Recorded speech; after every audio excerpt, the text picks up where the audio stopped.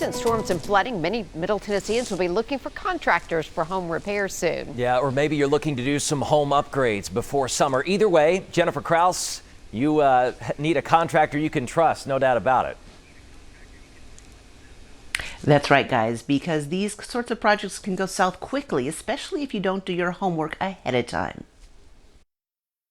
Before you start that home improvement project, a word or two of advice. With stimulus money coming in and with the spring season coming up, people are going to want to spend that money and improve their homes. We want you to be careful about who you're dealing with and making sure that what they promise is what they deliver. Kevin Walters is with the Tennessee Department of Commerce and Insurance, which oversees the state's board for licensing contractors. And he says before you hire anyone, check them out. Not only get references, but contact the contractor's board and find out if that person has a history of complaints or disciplinary actions. You'll also want to make sure they're properly licensed.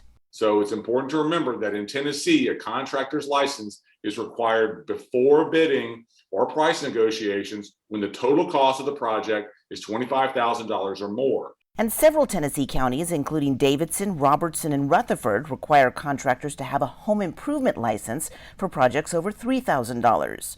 Also, be sure to get several bids, and once you settle on one, get a written contract that includes the contractor's name, their address, telephone number, and when you're going to have an anticipated start date and completion date.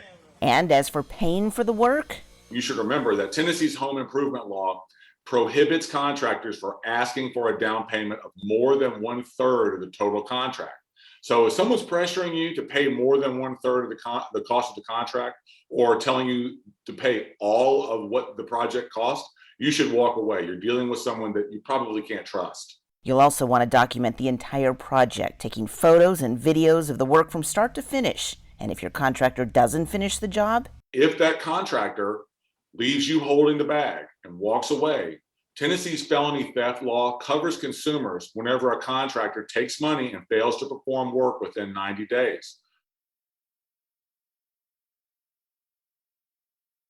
If that happens to you, and you hope it doesn't, but if it does, that means you can file theft charges against the contractor. All you need to do is contact your local police department. It's also recommended that you file a complaint with the Tennessee Department of Commerce and Insurance and report the contractor if they've done this to you. You can do that. We have their contact information on our website. Amy, just look for this story. We've also got more tips there as well.